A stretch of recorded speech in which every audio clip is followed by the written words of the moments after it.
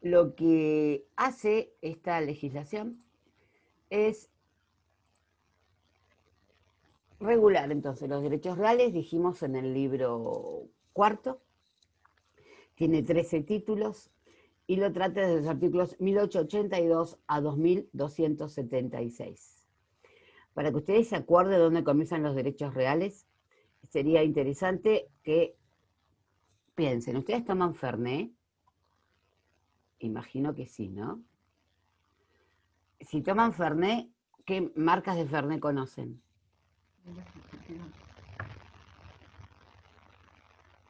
Fernet Branca.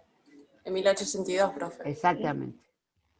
¿Sí? Entonces, siempre que ustedes ven el 1882, piensen que ese es el primer artículo donde comienzan los derechos reales. De ahora en más, cada vez que tomen Fernet, y sobre todo si toman 1882, acuérdense que es el primer artículo de derechos reales. Es muy feo, y ahora nos pasa siempre con este código nuevo, cuando alguien te va a preguntar algo, cosas por estilo, y vos decís, no, yo me tengo que fijar en el código, y empezás y decís, ¿dónde está? Porque empezás a mirar artículos y decís, ¿dónde está esto? Bueno, nos pasa mucho ahora, nosotros con el código nuevo, con la es muchísimo. Las principales novedades que ustedes van a encontrar en el Código Civil y Comercial es que, por empezar, está redactado en base a lo que era el proyecto de unificación del año 1998.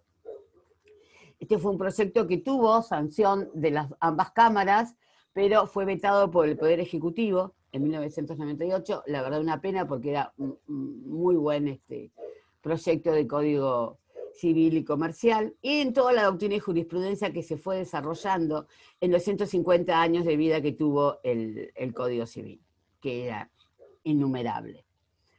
Este código tiene novedades metodológicas, ¿sí? Porque, por ejemplo, incluye toda una parte dedicada a lo que es la parte general, y, o sea, disposiciones generales y principios comunes a todos los derechos reales.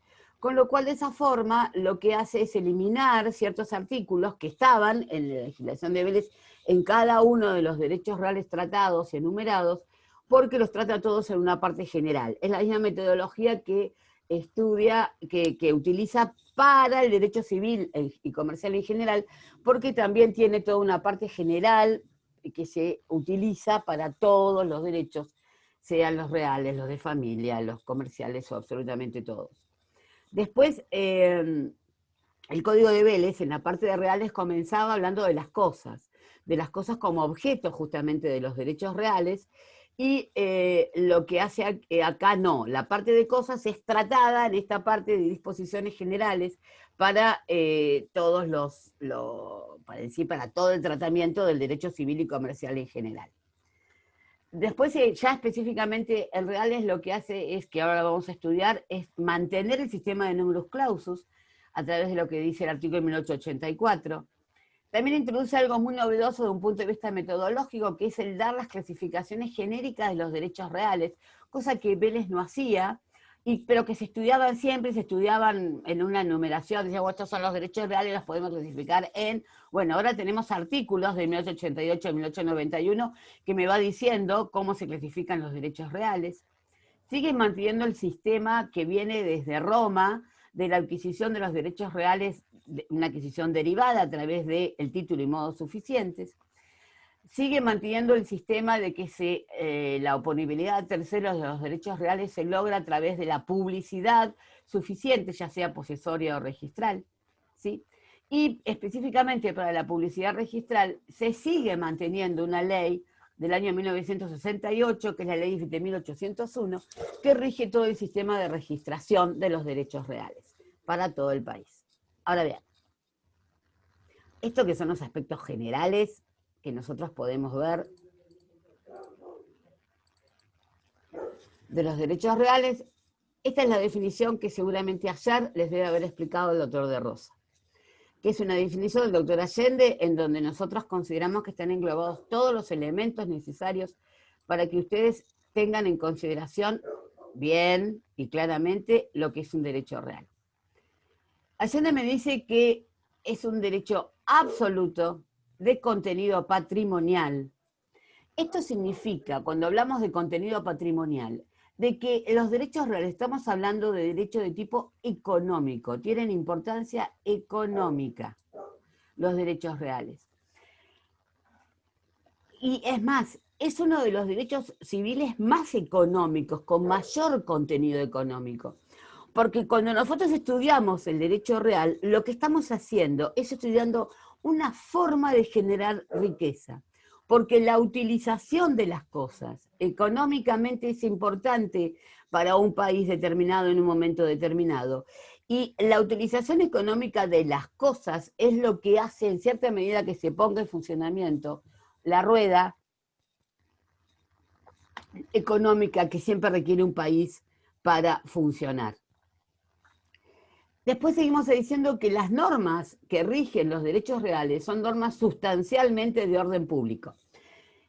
Ustedes saben que el orden público es esa cosa flan que nunca terminamos de entender muy bien qué significa, pero cuyo efecto y cuyo significado es que cuando yo digo que una norma es de orden público, es que le interesa tanto al Estado, ¿no? Les interesa tanto a toda la sociedad, que no quiere que esas normas puedan ser modificadas por los particulares.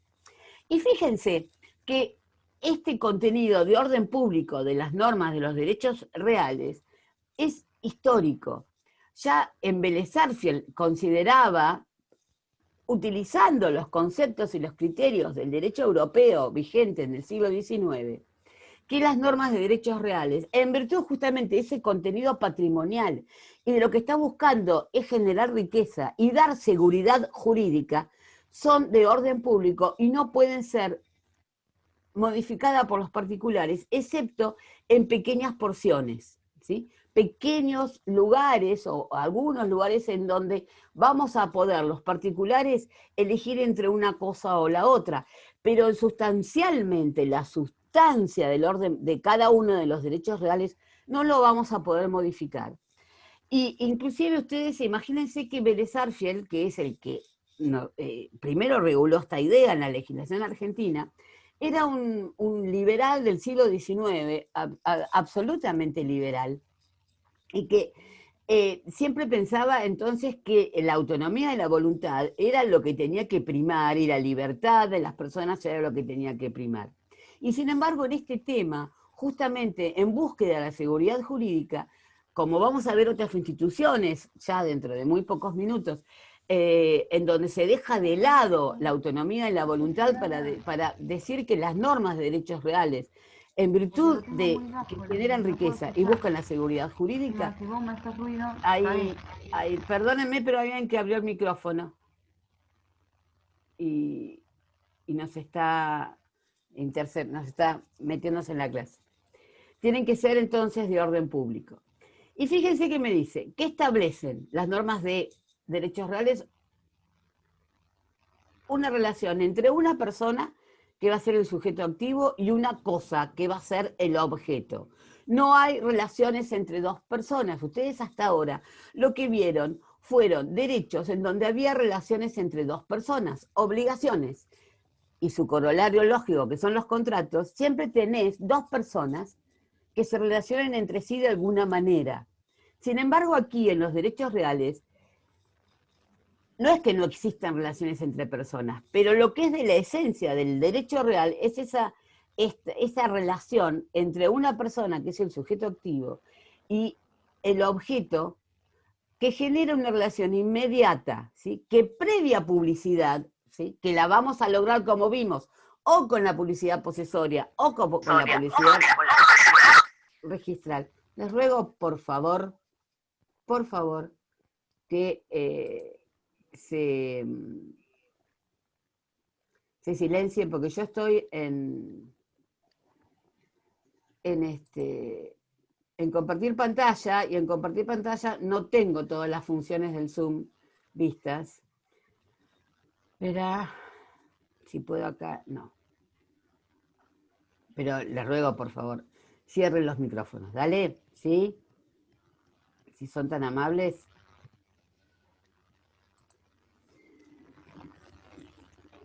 Hay alguien con el micrófono prendido. Porque lo escucho, a ver. Espere.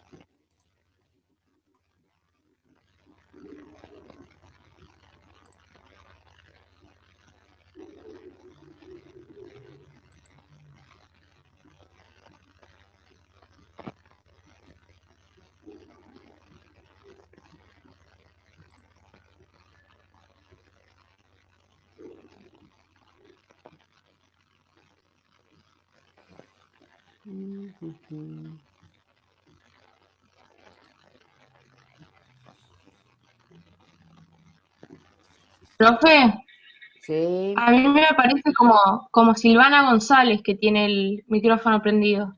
esa la estaba Silvana González. Silvana González, micrófono prendido. Muchas gracias. Y no puedo desactivarle el audio. Silvana González, ¿podés aparecer o hablar?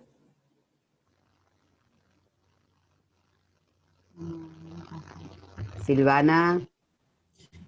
Profesora, una consulta. ¿Estas diapositivas van a aparecer en el campus? Porque la estoy escuchando y a veces no llego a copiar todo lo que aparece. Es más, ya están.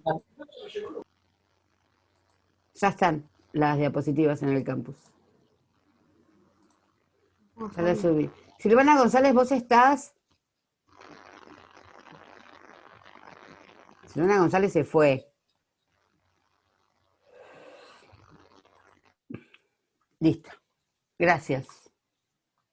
Lo lamento.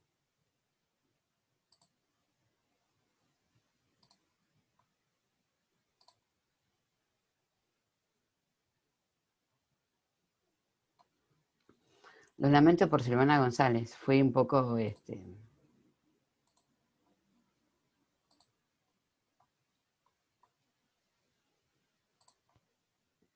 No. ¿Qué le pasa a esto?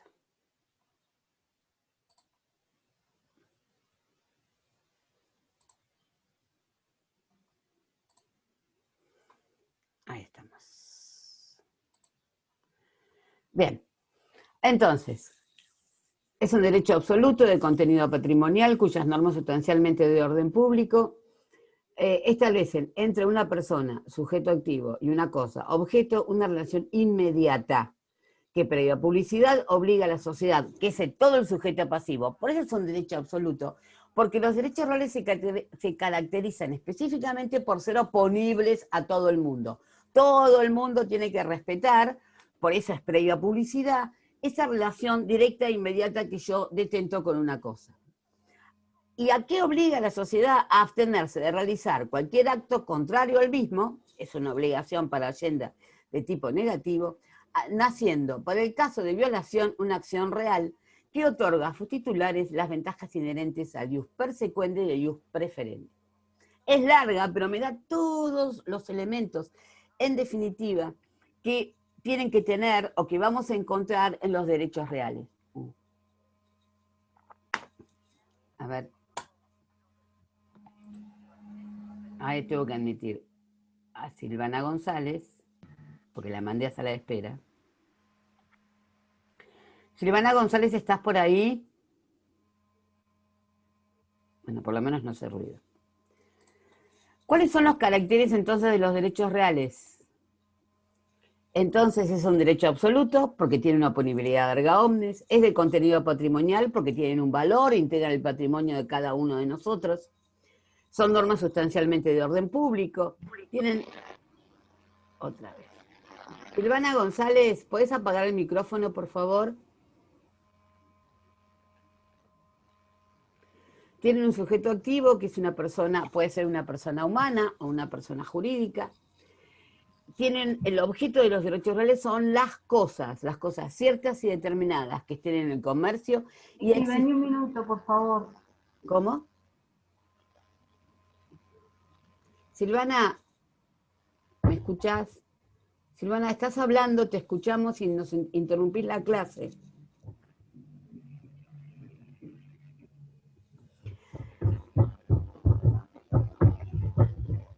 Determinan una relación directa e inmediata, porque como dijimos que satisfacemos necesidades, estamos obteniendo utilidades en forma directa.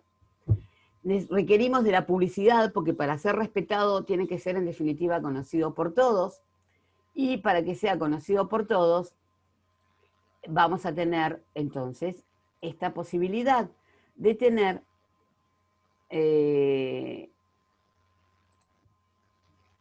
la necesidad de hacerlo público a través de la posesión, de la tradición de la posesión y de la inscripción registral. El sujeto pasivo es toda la sociedad, y estos dos elementos, el ius persequendi y el ius preferendi, el derecho de perseguir la cosa de manos de quien se encuentre, y el ius preferendi, que es que el hacer titular de un derecho real, eso nos da como consecuencia la posibilidad de obtener ventajas, ¿sí? Como son los derechos de exclusión, la prioridad en el tiempo y demás, son las características esenciales y distintivas de los derechos reales, porque ningún derecho personal jamás va a tener ni ius persequendi ni ius preferendi.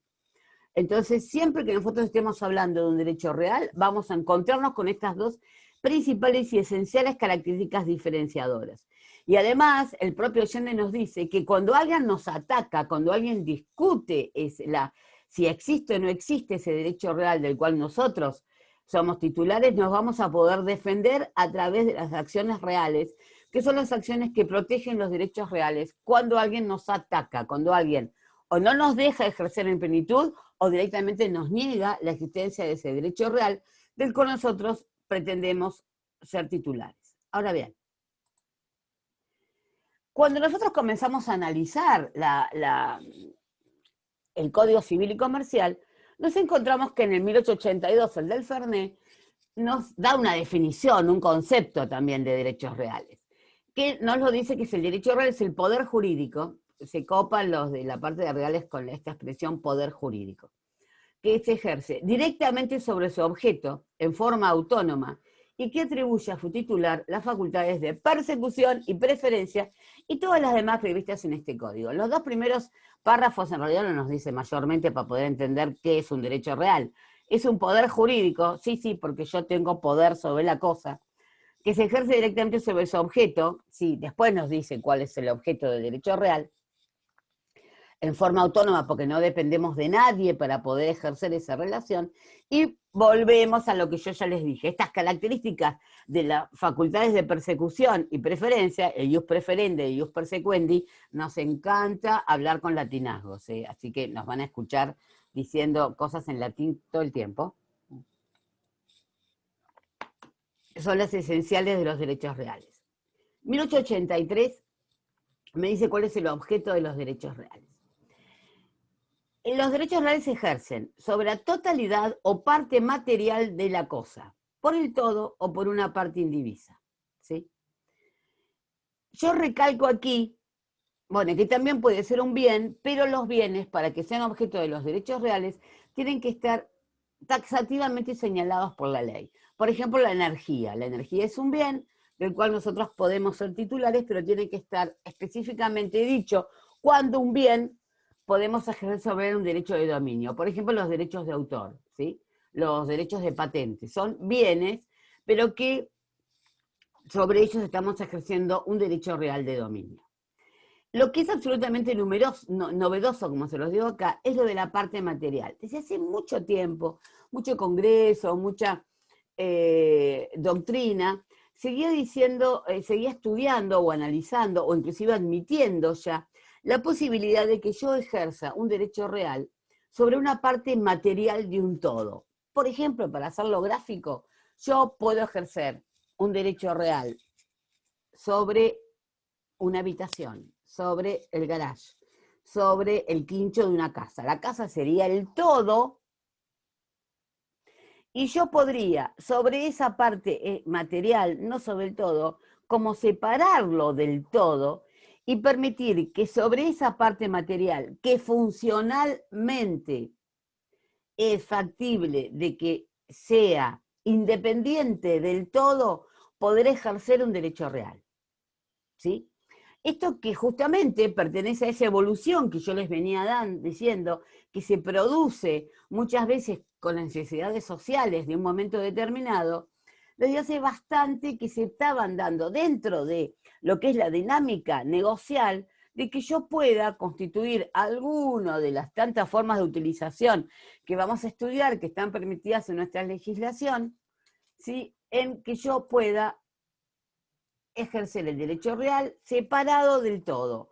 Yo no puedo separar el garage de mi casa, pero funcionalmente el garage tiene una entrada distinta que mi casa, y entonces yo podría no darle un derecho personal de alquiler del garage, sino constituirle algún derecho real a otra persona, ¿sí? Sobre esa parte material separada del todo. Y va a ser un derecho real independiente del que yo ejerzo sobre el resto de la cosa. Esto es absolutamente novedoso, lo vamos a ver porque en todos los derechos reales que vamos a estudiar van a ver que siempre está mencionado que ese derecho real se puede ejercer sobre la totalidad o sobre una parte material de la cosa. Es muy importante, es muy novedoso, agiliza y permite la realización de muchos negocios que económicamente son útiles en definitiva para la sociedad, y que en este momento esta posibilidad en muchos aspectos está trabada por cuestiones de tipo administrativo que después vamos a analizar en algunos de los derechos reales.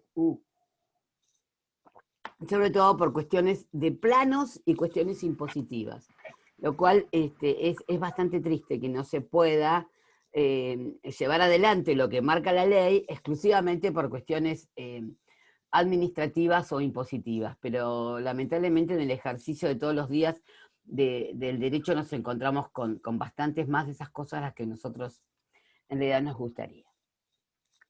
El artículo 1884 es uno de los artículos más importantes para que ustedes entiendan la estructura de cómo funcionan los derechos reales en nuestro código. En el sistema de derechos reales, así desde un punto de vista general y teórico, nosotros tenemos dos sistemas para que la legislación regule los derechos reales. Lo que se llama el sistema de número abierto o numerus apertus y el sistema de numerus clausus o número cerrado. Conviven en el mundo distintos derechos, legislaciones, que algunas tienen el sistema de número abierto, como por ejemplo España, como por ejemplo México, Italia, y otras, como por ejemplo Alemania y sobre todo la Argentina, donde lo que tenemos es el sistema de número cerrado o numerus clausus. ¿Qué diferencia tienen estos dos sistemas? El sistema de número abierto, o números apertus, les dije que nos fascinan los latinazgos, es un sistema en donde cualquier relación que una persona entable con una cosa puede ser considerado como derecho real, teniendo esa característica de ser oponible a todo el mundo, o sea, la característica de absolutez, y teniendo las facultades de persecución y de preferencia.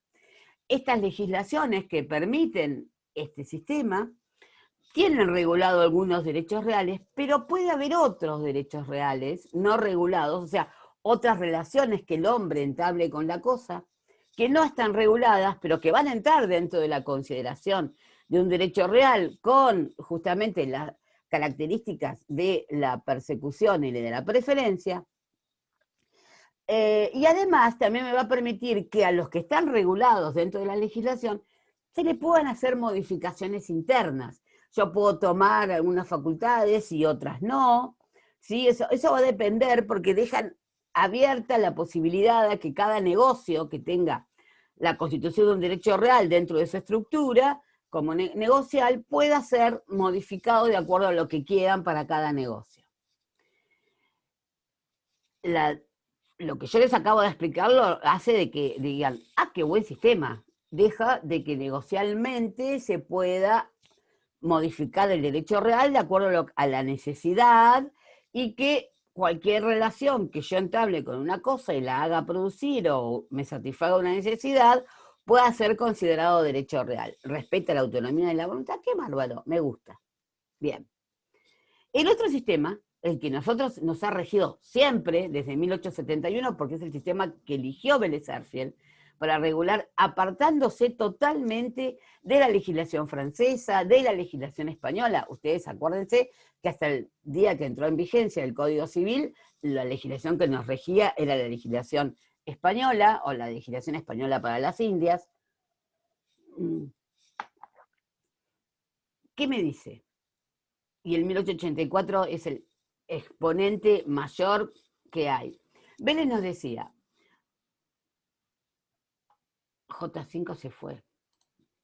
Vélez en un artículo del 2502 nos decía que los únicos derechos reales que existían eran los derechos reales creados por la ley.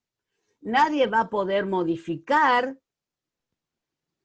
la estructura de ese derecho real. Y si lo modifica, no va a valer como derecho real. Eso era estas pequeñas frases que decía Vélez Sarsfield.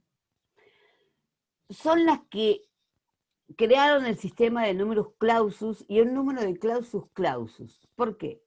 No toda relación del hombre con la cosa en el sistema argentino es considerada derecho real, sino solamente las relaciones del hombre con la cosa que están consideradas como derechos reales. Hay una enumeración en el artículo 2503 del Código Civil y en 1887 del Código Civil y Comercial, me trae una enumeración de cuáles de esas relaciones que nosotros como sujetos somos capaces de entablar con una cosa, van a ser consideradas derechos reales y van a tener esa característica de ser oponibles a todo el mundo y tener las facultades de persecución y preferencia. No cualquier relación del hombre con la cosa tiene esas características, sino solamente, como me decía Vélez, las creadas por ley, las que están enumeradas y que la ley le da específicamente esa característica de ser considerada derecho real. Y nosotros decimos que además nuestro sistema es el clausus clausus, porque la estructura de cada uno de esos derechos creados por la ley y considerados derechos reales, no puede ser modificada por los particulares. Fíjense que en 1884 me dice, la regulación de los derechos reales en cuanto a sus elementos, contenido, adquisición, constitución, modificación, transmisión, duración y extinción es establecida por la ley. Es decir, todo. Toda la estructura de cualquiera de los derechos reales que vamos a ver enumerados en el 1887 no puede ser modificada, es establecida por la ley. Y es nula la configuración. Acá vamos más allá de lo que nos decía Vélez. Es nula la configuración de un derecho real no previsto por la ley o la modificación de su estructura. Vélez decía que no valían como derechos reales y que iban a valer como derechos personales si podía ser. Que bueno, en general no valen como derechos personales. Los derechos personales es siempre, o sea, no es que vale como derecho personal. Acá lo que me dice directamente tacha de nulidad, ¿no? La configuración, la pretendida configuración de un derecho real que no está previsto por la ley, y además también tacha de nulo cuando yo modifico la estructura interna de cada uno de esos derechos reales. Este sistema, conocido internacionalmente en derecho comparado como el sistema argentino de numerus clausus, que parece tan duro, parece tan estricto, parece tan, ¿por qué? Bueno, este es un sistema que por los autores y juristas del mundo es considerado uno de los mejores formas de estructura de los derechos reales, porque asegura la contratación. Es uno de los principales pilares de la seguridad jurídica para este derecho patrimonial, como son los derechos reales. Nosotros dijimos que es un derecho de tipo económico porque genera riqueza en la utilización de las cosas. Entonces el sistema que ideó Vélez es un sistema absolutamente novedoso, y esto forma parte de la genialidad de Vélez, es que a veces tenemos que ubicarnos cuándo él sancionó ese código. Este código lo sancionó, lo escribió durante toda la década de 1860. Mitre le encargó a este señor, que era un abogado muy conocido de esa época, que hiciera la legislación civil. Y se pasó casi toda la década de 1860 y tantos escribiendo el Código Civil. ¿No? Acuérdense, siempre no tenía computadora, no tenía luz, no tenía internet, no tenía Google, el señor Google no existía. Y Y entonces, este país, en ese momento, era un país que acababa de salir de las guerras de la independencia internas, que estaba despoblado, porque es antes, cuando entra en vigencia de que empiecen a llegar todos nuestros bisabuelos y abuelos y tatarabuelos que venían de Europa, que estaba, como les dije, prácticamente deshabitado, tenía una enorme extensión, y algo que necesitaba que era, que es en definitiva lo mismo que seguimos necesitando, que vengan a invertir, que vengan inversores. Hace 200 años que estamos pidiendo que vengan inversores. Para que vengan inversores tenemos que darle condiciones de seguridad jurídica. Uno de los problemas que estamos hartos de escuchar en cuanto a programa de televisión existe, cuando no hablan de COVID, hablan de que necesitamos inversores y que para que los inversores vengan tenemos que darles seguridad jurídica y empiezan a criticar todas las cosas que le sacan seguridad jurídica a este país. A Vélez le pasaba lo mismo y a todos los que gobernaron a partir de 1860 y tantos en adelante también. Necesita un país con seguridad jurídica para que la gente no solamente venga físicamente, sino para que la gente traiga plata, genere riqueza, genere inversiones. Entonces, uno de los elementos para poder generar esa seguridad jurídica fueron la estructura que le dio Vélez Sarsfield a los derechos reales.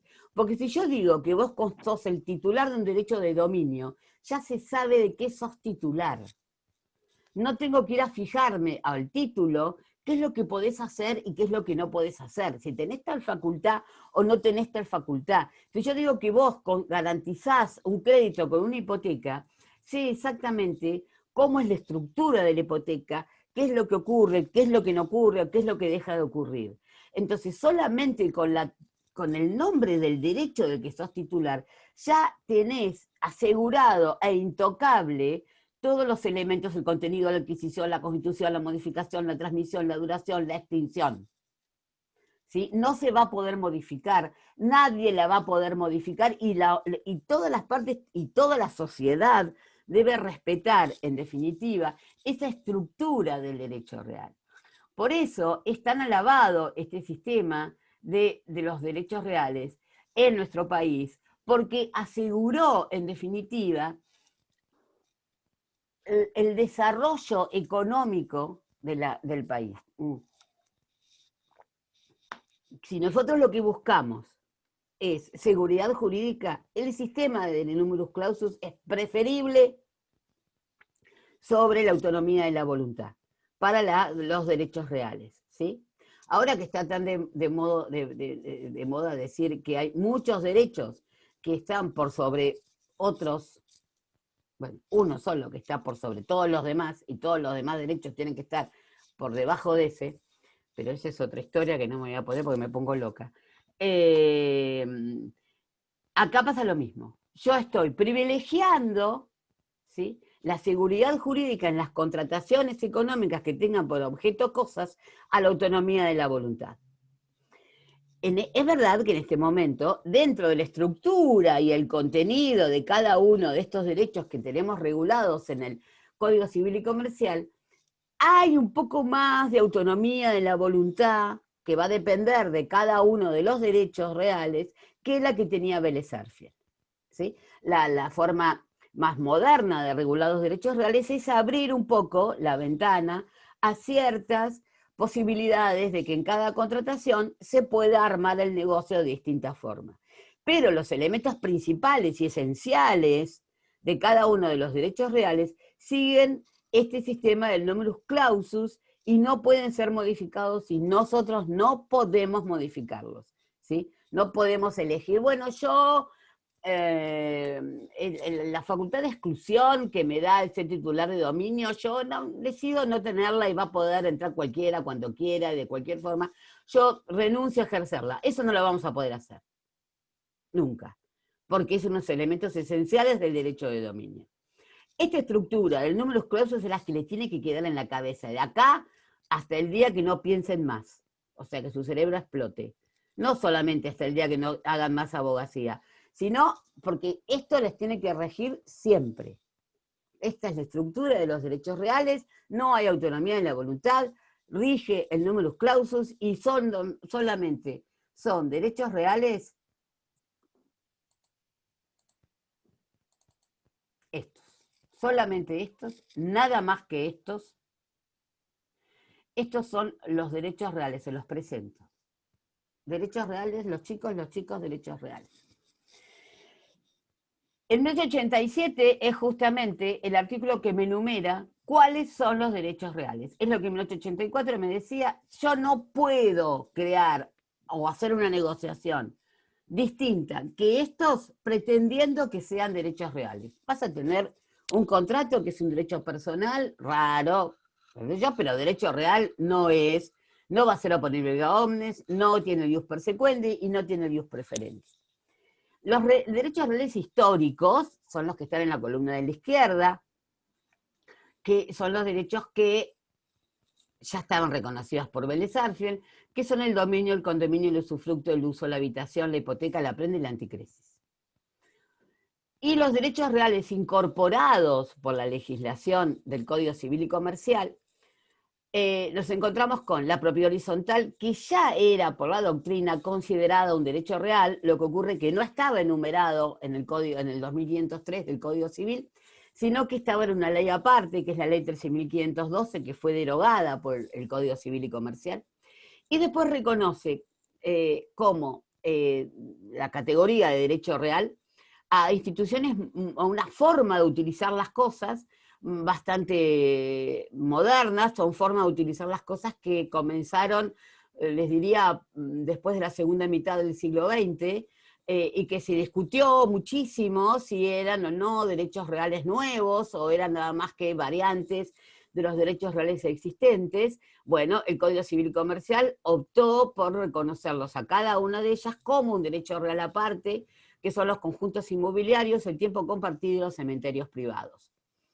Y también reconoció como derecho real aparte a la superficie. La superficie, ya la van a estudiar, es un viejo derecho real, viejo porque ya lo reconocían los romanos, que Vélez Sarsfield directamente hasta lo había prohibido en forma directa a la superficie, y que por una cuestión justamente de estos cambios sociales que se van produciendo, fue necesario, era necesario para los negocios que se pueden entablar, que la superficie fuera reconocida como un derecho real y en consecuencia que fuera posible su constitución. En el año 2002, en enero del 2002, empezó a regir una ley que permitía el derecho real de superficie forestal, exclusivamente, o sea que lo único que se podía hacer no era construir inmuebles, sino que lo que se podía hacer era plantar árboles, y cierto determinado tipo de árboles. Bueno, ahora se derogó esa ley y se reconoce a la superficie como un derecho real, en definitiva, aparte.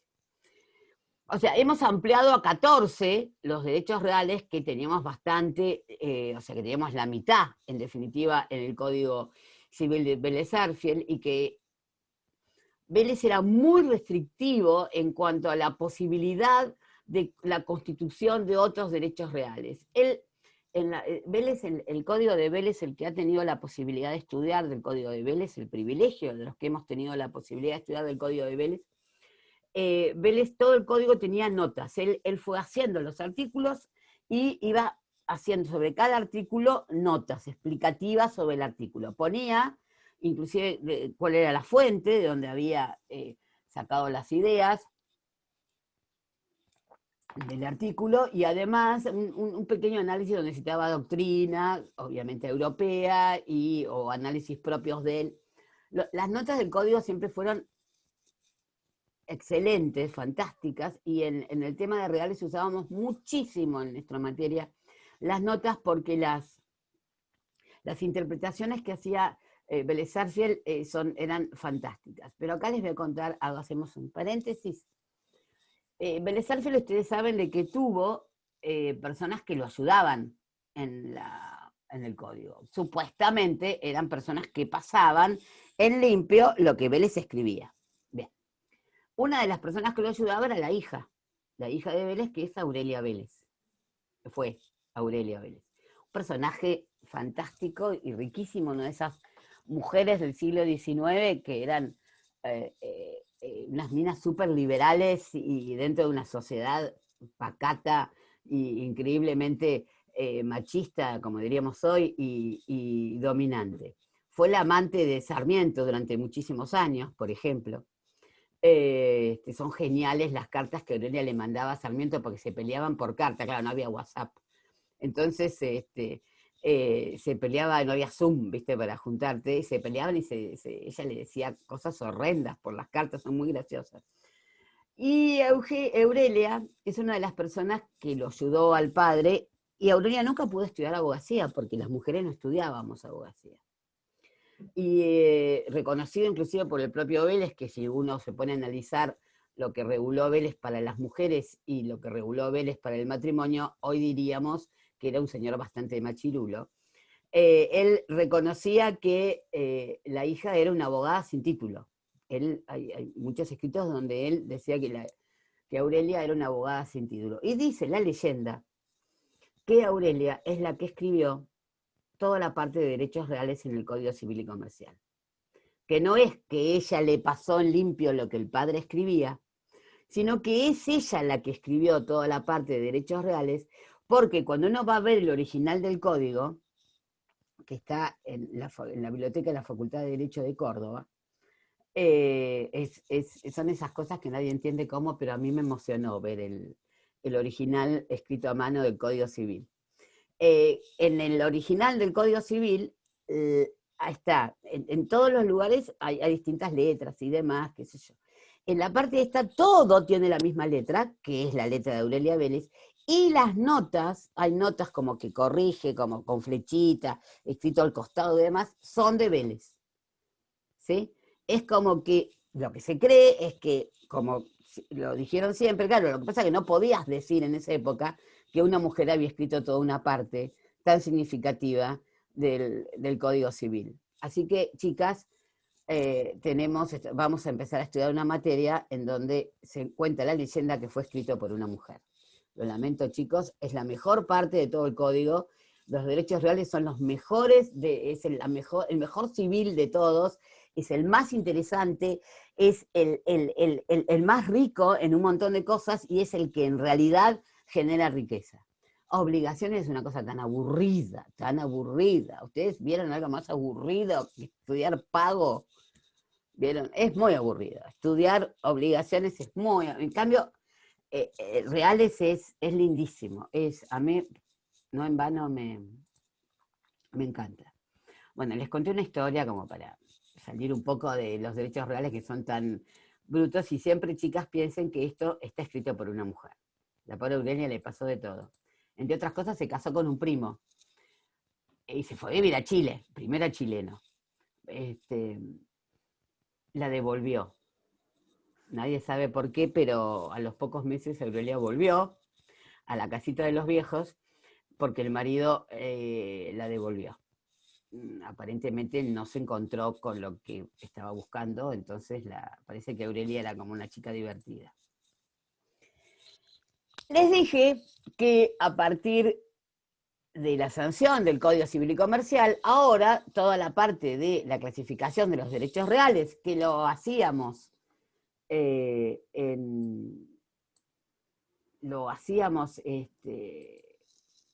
teóricamente, ahora resulta que tiene sus artículos con sus clasificaciones. Comenzamos por una clasificación antiquísima que deviene del derecho romano.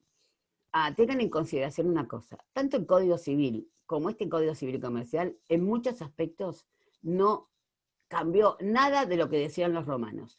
La semana que viene posiblemente ya empecemos con posesión, todo lo de posesión en este código. Y en el código de Vélez, porque este código en eso es igual al código de Vélez, es derecho romano puro, puro, puro, puro.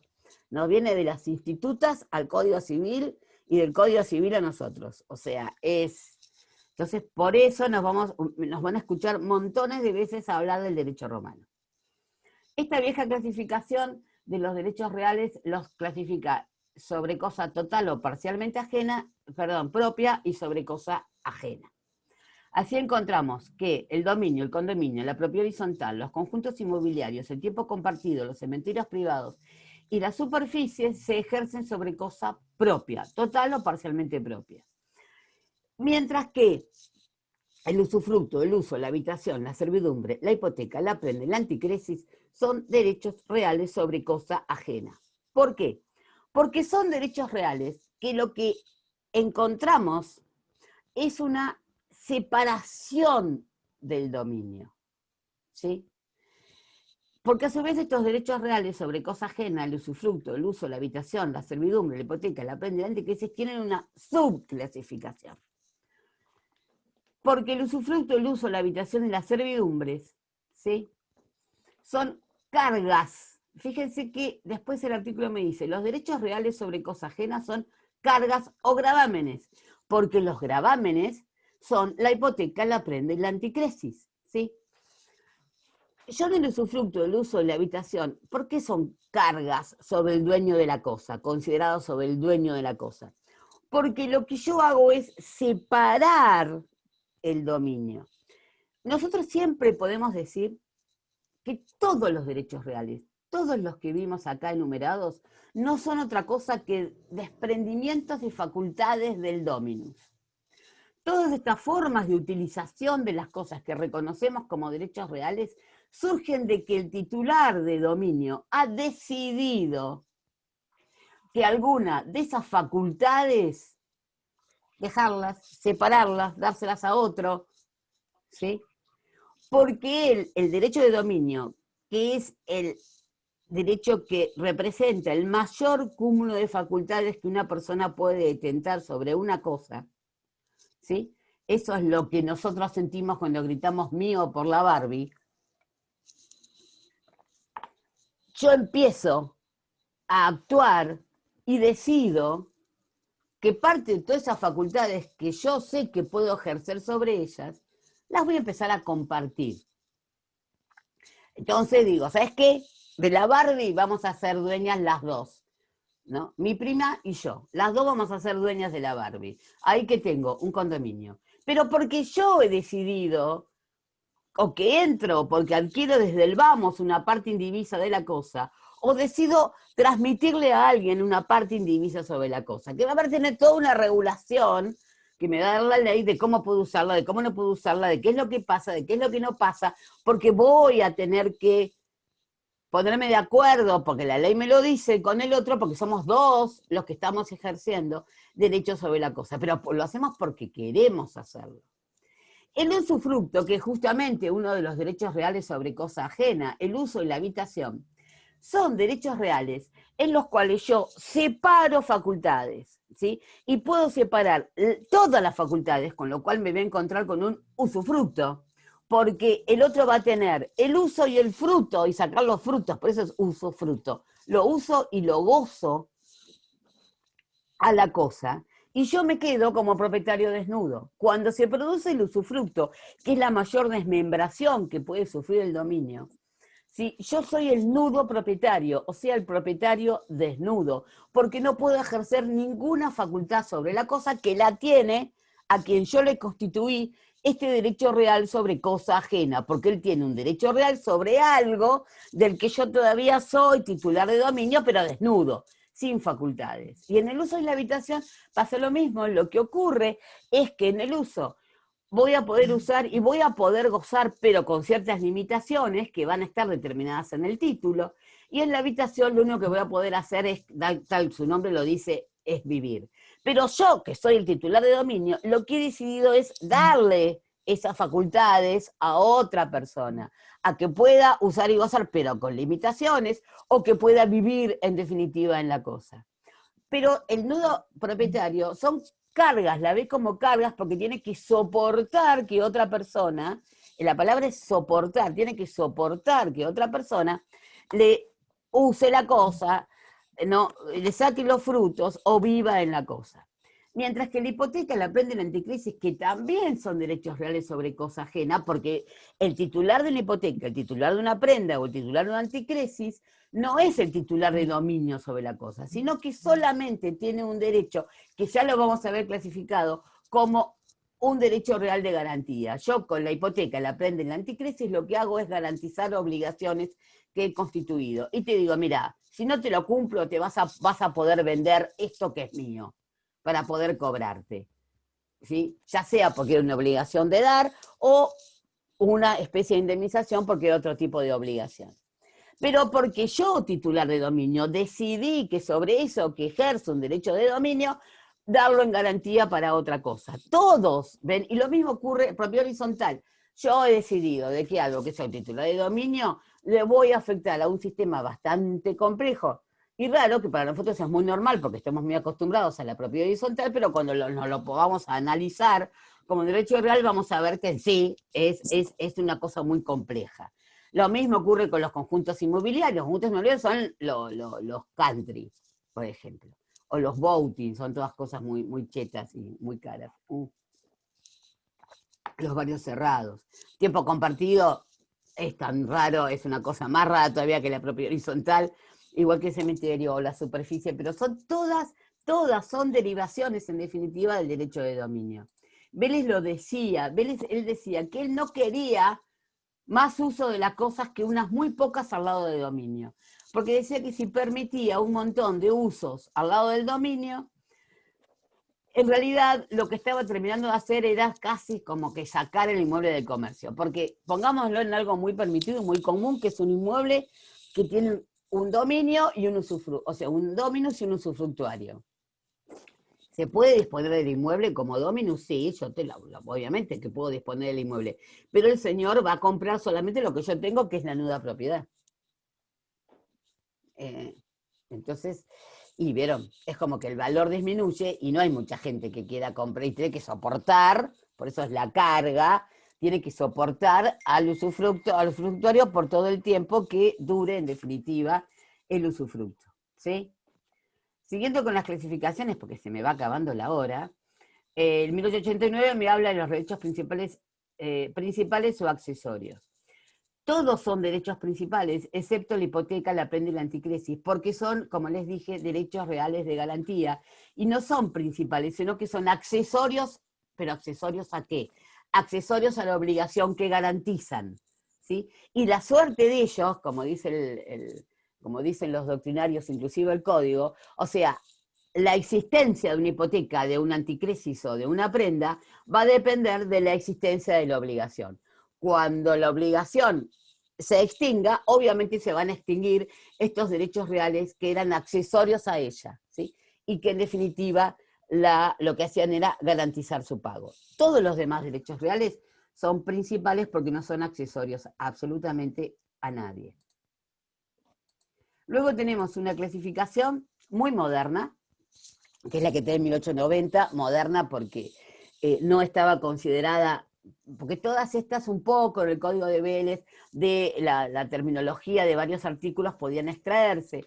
Esta en realidad surge por una cuestión que comenzó todo en el siglo XX, que es que yo puedo considerar a las cosas registrables o no registrables. Esto va de la mano con una clasificación de las cosas como registrables o no registrables. Hay cosas donde lo voy a considerar registrable cuando la ley requiere la inscripción de los títulos o la inscripción del derecho real en el respectivo registro que corresponden. Y no registrables cuando los documentos que portan esos derechos sobre su objeto no acceden a un registro a los fines de su inscripción. Así me dice el artículo 1890. Por ejemplo, los inmuebles son bienes registrables. Razón por la cual, cuando el objeto del derecho real es un inmueble, yo me voy a encontrar que es un derecho real sobre cosa registrable. Cuando el objeto del derecho real es no registrable, me voy a encontrar con un derecho real sobre cosas no registrables. En realidad, esta clasificación, no puedo decir que el dominio va a ser siempre registrable o no registrable, porque todo va a depender de la cosa, porque si yo ejerzo un derecho de dominio sobre un inmueble, en ese caso el dominio es registrable, pero si ejerzo el derecho de dominio sobre un vaso, entonces ahí que lo ejerzo, este vaso es mío, ¿sí? Yo tengo un derecho de dominio sobre él, pero como el vaso no es registrable, entonces es un derecho de dominio no registrable por estar ejercido sobre una cosa no registrable. ¿Sí? Bien. Hasta acá, en definitiva, Es que mirad, cómo se fueron todos, están todos sin cámara. Mal, ¿eh? No me engañen. Porque yo voy abriendo de vez en cuando, están sin cámara. Por ejemplo, Iván Pizarro puso, viste, yo tengo una amiga que tiene una foto que está así. Entonces, claro, vos no terminás de saber si está o no está, porque está tan bien la foto, que la de Brisa Bonardo, no, pobre Brisa, porque no creo que esté tomando clases de esa forma, en esa foto. Está divina la foto, pero igual que Iván. Entonces, Iván más o menos, pero la que está así, ¿vieron? Entonces vos la tenés que mirar un rato y decir, es una foto porque no pestanea. ¿Vieron? Porque claro, como no pestanea, es una foto. Bueno, chicos, ¿todo bien hasta acá? ¿Sí?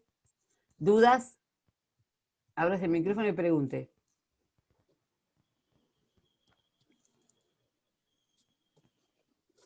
Pobre Silvana, sí, está bien, te perdono, no te preocupes. Te perdono, que no puedas apagar el audio. Te perdono, no hay problema. La clase que viene la tenemos el lunes, 8:30. ¿Dale? Yo subí, ya está subido al campus, un PowerPoint, mírenlo, que es sobre la diferencia de derechos reales y personales, y un poco sobre obligaciones PropTerren. Mírenlo, o busquen en la bibliografía que tengan. Yo les tengo que buscar una bibliografía sobre PropTerren que se las voy a subir en el fin de semana. Así no me dejan hablar a mí sola todo el tiempo, sino que vamos hablando entre todos. ¿Sí? Y después, lo que sería lo que falta de la bolilla 2 y demás, eso posiblemente lo de Graciela el jueves, ¿no? Me tienen que confirmar si puede el martes o no, ¿sí? ¿Ustedes prefieren la clase que yo les voy a dar, el lunes o el martes? ¿Martes? Porque Martes mejor, pero... ¿Martes mejor? Ok. Entonces, sí, habló nada más que uno, pero si quieren, si están todos de acuerdo. Sí. Entonces quedó el lunes, ¿no? El martes. Quedó el martes. Ok. Martes. Yo les voy a subir, vamos a hacer así siempre. Yo las reuniones, las clases las voy a dar con mi Zoom. ¿Sí? Porque odio el Webex, pero lo odio con toda mi fuerza, ¿no? Porque yo, además, no es que no conozca el Webex. He tenido que, me reúno normalmente por otro de mis trabajos con Webex y demás, y la verdad me parece insoportable. Y tiene un gran problema el Webex. Requiere una banda ancha para que la conexión sea buena, ¿no? Entonces hay mucha gente que no puede conectarse, hay mucha gente que se conecta mal, porque el Webex no está hecho como el Zoom, que el Zoom siempre fue pensado para lugares más chicos y no tanto para empresas y demás. En cambio el Webex no, por eso el Webex me parece una porquería. Entonces yo no voy a usar el Zoom el Webex de la facultad, gracias, pero no. Vamos a hacerlo por Zoom. Graciela también se va a conectar por Zoom porque va a usar mi Zoom. Y les voy a subir siempre un día antes de la clase, o 2 días antes de la clase, el ID y la contraseña. ¿Dale? ¿Ok? Fantástico.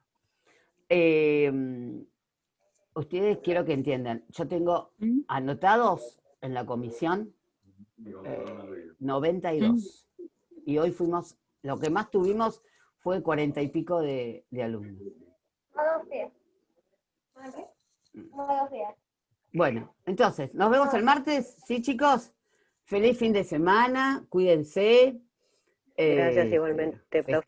Festejen, hagan todo lo que no nos dejan hacer. Pero cuídense mucho, por favor, ¿sí? Dale. Nos vemos el martes. Saludos, martes. Chau, Gracias, chau. profe. Gracias. Gracias. Salir.